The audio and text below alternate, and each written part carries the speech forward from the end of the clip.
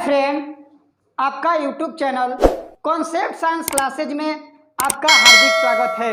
मैं आचार्य सीके आर्यन फिर से आज नए टॉपिक के साथ आप लोगों के बीच उपस्थित हुआ हूं। बाबू, आज हम लोग क्लास 10th के परिवहन अर्थात लेसन 3 को हम लोग पढ़ेंगे। यानी कि लेसन 3 में आप लोग को रक्त के बारे में अर्थात ब्लड के बारे में क्या करना है, पढ़ना है। आज हम लोग एक छोटे से वीडियो के माध्यम से हम लोग सारे ब्लड के रूप में ब्लडों को जानेंगे कि ब्लड है क्या। यानी कि रक्त जो है, यानी कि ब्लड जो है एक प्रकार की कोलाइडी विलयन है। हम आप लोग को बताना चाहेंगे कि कोलाइडी विलयन होता है क्या।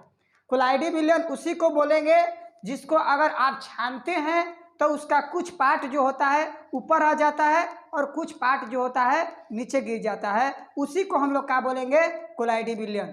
अगर आप बाबू रक्त को छानेंगे तो उसका जो सॉलिड भाग होता है, जो ठोस भाग होता है, वो मतलब ऊपर आ जाएगा और जो तरल पार्ट होता है वो नीचे गिर जाता है। कोई दिक्कत? उसके बाद हम बताएंगे कि रक्त एक प्रकार का संयोजी उत्तक है। रक्त कैसा उत्तक है? संयोजी उत्तक है। उसके बाद जो रक्त का पीएच मान होता है वो 7.4 होता है। 7.4 के मतलब यह एक प्रकार के क्षारीय द्रव है। कैसा द्रव है? क्षारीय द्रव। उसके बाद पुरुष में रक्त की मात्रा होती है 5 से 6 लीटर। पुरुष में रक्त की मात्रा कितनी होती है? 5 से 6 लीटर। और स्त्रियों में होता है 4 से 5 लीटर। अब बाबू, हम लोग जब रिप्रोडक्शन पढ़ेंगे तो उस समय हम लोग बताएंगे कि क्यों स्त्रियों में कम रक्त होता है और पुरुषों में ज़्यादा रक्त होता है। आप लोग को बता देना चाहेंगे कि जो हम लोग को स्त्रियों में एक रजोधर्म जो होता है बाबू, मासिक चक्र, उसी के कारण स्त्रियों में 1 लीटर रक्त का क्या होता है, कमी होती है पुरुषों के अपेक्षा। उसके बाद रक्त देखिए, जो रक्त है बाबू ये बनता है कहाँ? जो रक्त होता है जब हम लोग शिशु होते हैं, यानी कि भ्रूण, जब हम लोग माता के गर्भ में होते हैं तो रक्त जो होता है बाबू यकृत में बनता है। कहाँ बनता है? यकृत, अर्थात इसको हम लोग इंग्लिश में बोलते हैं लीवर। और जब हम लोग जवान हो जाते, यंग हो जाते हैं, तो जब हम लोग धरती पर आ जाते हैं, माँ के गर्भ से बाहर आ जाते हैं, तो जो रक्त होता है बाबू अस्थि माजा में बनता है। कहाँ बनता है? अस्थि माजा। अब भाई, सबको ना समझ में आता है कि अस्थि माजा है क्या। आप लोग कभी मुर्गा या खस्सी का मीट खाए होंगे जिसमें हड्डी होता है और हड्डी को क्या करते हैं, चबाते हैं। जब चबाते हैं तो उसमें से देखे होंगे, देखिए ये क्या होता है, जैसे मान लीजिए ये हड्डी है, एकरा में देखे होंगे कि कुछ ऐसे ऐसे भाग होता है, चुरू चुरू लगता है। उसी को हम लोग क्या बोलते हैं? अस्थि माजा। और अस्थि माजा से ही बाबू हम लोग का रक्त का क्या होता है, निर्माण होता है। और भाई, रक्त का तो निर्माण हो गया। अब जो रक्त का निर्माण कर दिया तो ये स्टोर कहाँ होगा, अर्थात ये जमा कहाँ होता है?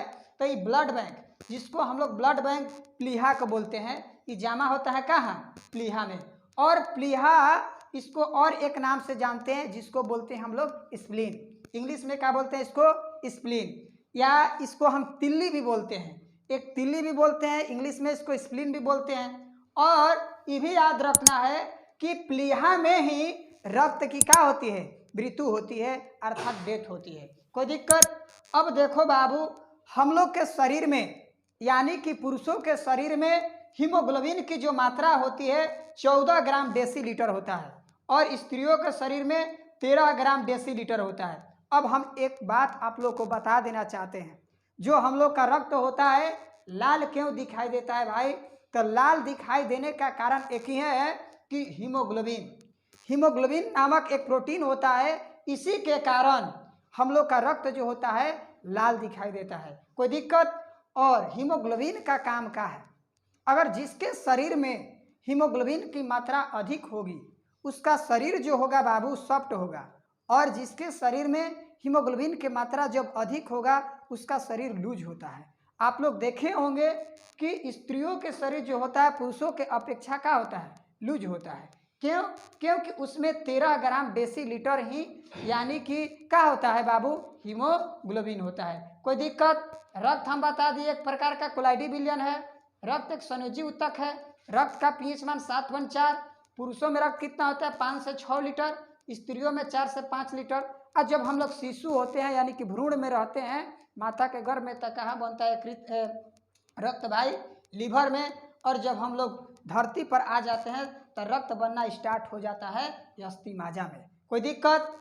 ब्लड बैंक केकरा कहल जाला? स्टोर कहाँ रहेला भाई? तो स्टोर रहता है आपका प्लीहा में। कहाँ रहता है? प्लीहा में। कहाँ रहता है भाई? प्लीहा में। और कहाँ कहाँ मृत्यु होता है रक्त का? तो आपका प्लीहे में मृत्यु होता है। और हीमोग्लोबिन के कारण रक्त का रंग क्या होता है? लाल होता है। और पुरुषों में हीमोग्लोबिन की जो मात्रा होती है 14 डेसीलीटर होता है, और स्त्रियों में जो रक्त की मात्रा होता है 13 ग्राम डेसीलीटर। हम आप लोग को इसका भिन्नता भी बताए हैं कि जिसके शरीर में हीमोग्लोबिन ज़्यादा होगा उसका शरीर ज़्यादा कठोर होगा, और जिसके शरीर में हीमोग्लोबिन कम होगा उसका शरीर क्या होगा? लूज होगा। कोई दिक्कत? अब हम लोग थोड़ा रक्त का कार्य पढ़ेंगे।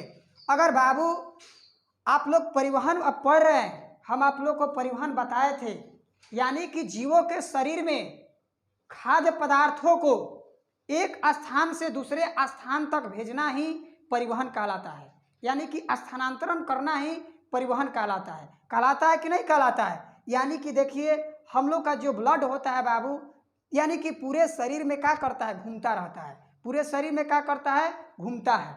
यानी कि रक्त का जो काम है शरीर के तापमान को नियंत्रित करना। यानी कि आप लोग जानते होंगे कि जो शरीर का टेम्परेचर होता है, तापमान होता है, एक होता है 37 डिग्री सी और 98 पॉइंट बाबू 6 होता है फारेनहाइट, और 310 केल्विन होता है। यानी कि अगर आप लोग से सेल्सियस में पूछा जाए तो 37 डिग्री सी बताइएगा, फारेनहाइट में पूछा जाए तो 98.6, और केल्विन में पूछा जाए तो 310 केल्विन। यानी कि क्या मेरे भाई? तो शरीर का तापमान अर्थात शरीर का टेम्परेचर। यानी कि अगला क्वेश्चन है, यानी कि रक्त के कामे बा बबुआ हमनी के शरीर में जौन टेम्परेचर बा ओकरा के बरकरार रखना, ये आप लोग को ध्यान में रखना है। अगला टॉपिक, शरीर के संपूर्ण भाग में O2 तथा CO2 का परिवहन करना। यानी कि आप लोग जानते होंगे कि जो हीमोग्लोबिन होता है बाबू, जो रक्त होता है वो क्या करता है? ऑक्सीजन को प्रवाहित करता है। यानी कि हरेक अंगों तक, हरेक कोशिकाओं तक ऑक्सीजन का पहुंचाने का काम हम लोग का ब्लड का ही है। उसके बाद शरीर में विटामिन, प्रोटीन, वसा का भी परिवहन करता है।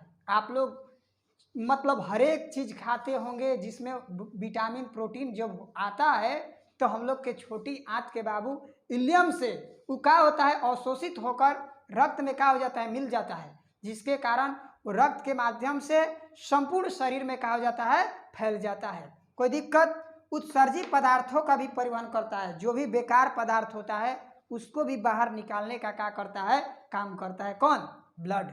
यानी कि बाबू अब हम लोग पढ़ेंगे कि रक्त जो होता है, देखिए रक्त जो होता है दो पार्ट से मिलकर बना होता है, एक द्रव पार्ट और एक होता है सॉलिड पार्ट। एक यानी कि तरल पार्ट और एक द्रव पार्ट। यानी कि आपका पहला जो तरल पार्ट होता है उसको प्लाज्मा बोलते हैं, और जो सॉलिड पार्ट होता है उसको रुधिराणु बोलते हैं। उसको क्या बोलते हैं? रुधिराणु। यानी कि जो तरल पार्ट होता है प्लाज्मा, वो हमारे शरीर में रक्त का कितना प्रतिशत होता है? 60%। और जो रुधिराणु होता है रक्त का 40% होता है। यानी कि आप लोग को एक एग्जाम्पल के माध्यम से हम बताना चाहेंगे बाबू, जैसे मान लीजिए कि अगर आप चीनी और पानी का शरबत बनाते हैं तो उसमें चीनी भी डालते हैं और पानी भी डालते हैं। तो जैसे मान लीजिए कि इसमें कुछ भाग चीनी का डाल दिए, मान लीजिए कि 60% पानी डाले और 40% चीनी डाले तो आपका शरबत बना ना। तो उसी तरह से रक्त भी होता है, कुछ उसका सॉलिड भाग भी होता है, यानी कि सॉलिड मतलब ठोस, और कुछ तरल भाग भी होता है, कोई लिक्विड। अब देखिए जो लिक्विड पार्ट होता है वो प्लाज्मा होता है, और जो सॉलिड पार्ट होता है उसको हम लोग रुधिराणु बोलते हैं। और हम आप लोग को बताना चाहेंगे बाबू, प्लाज्मा में 2 प्रोटीन होता है। प्लाज्मा में मेरे भाई कई गो प्रोटीन होता है? 2 गो। एक होता है फाइब्रोनोजेन और एक होता है प्रोथ्रोम्बिन। फाइब्रोनोजेन और प्रोथ्रोम्बिन का काम क्या है? कि पहला इसका काम है, देखो अगर ये फाइब्रिनोजेन और प्रोथ्रोम्बिन को अगर क्या करोगे, अगर हटा लेते हो तो रक्त का जो मतलब रंग होता है हल्का पीला कलर का होता है। अगर आप लोग देखिएगा कोई भी डॉक्टर जो होता है अगर कोई रोगी को अगर क्या करता है, अगर चेकअप करता है तो बाबू प्लाज्मा में से जो दोनों प्रोटीन होता है उसको हटाकर ही चेक करता है, कोई दिक्कत। और ये हम आप लोग को बता देना चाहेंगे कि जो ये दोनों प्रोटीन है इसका काम का है रक्त को क्या करना, गाढ़ापन करना। यानी कि अगर ये दोनों ना रहेगा तो रक्त हम लोग का पंछुछुर हो जाएगा। कैसा होगा? पंछुछुर। उसके बाद कहता है रुधिराणु।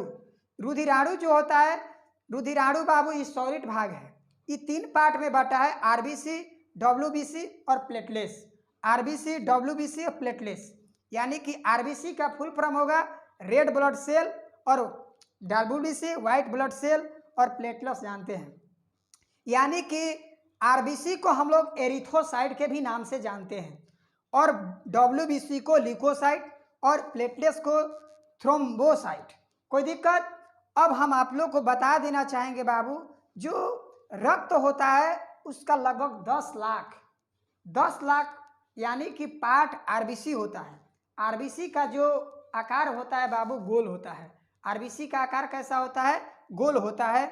और इसका जीवन काल जो होता है 120 दिन, यानी कि 120 दिन में आरबीसी मर जाता है। और उसके बाद डब्ल्यूबीसी जो होता है इसको ल्यूकोसाइट बोलते हैं। इसका जो संख्या होता है 10,000 होता है, इसका जीवन काल 4 दिन। और प्लेटलेट्स जो होता है इसकी संख्या 2 लाख, और जीवन काल इसका 7 दिन। हम आप लोग को और एक बात बताना चाहेंगे बाबू, अगर जिस व्यक्ति को शरीर में आरबीसी की अगर कमी हो जाएगा तो आलसपन, यानी कि आलसपन जैसे स्थिति उत्पन्न हो जाएगी। यानी कि आप लोग को आरबीसी की मात्रा हमेशा बरकरार रखना चाहिए। जो भी स्टूडेंट अगर जान लो बाबू, अगर जिसको पढ़ने में मन नहीं लग रहा है तो जान लो कि आरबीसी की कमी है। अगर आरबीसी की अगर कमी है तो हम आप लोग को बताना चाहेंगे कि आप लोग अपने नज़दीकी के मेडिकल से आप लोग आयरन की गोली क्या करें, इस्तेमाल करें।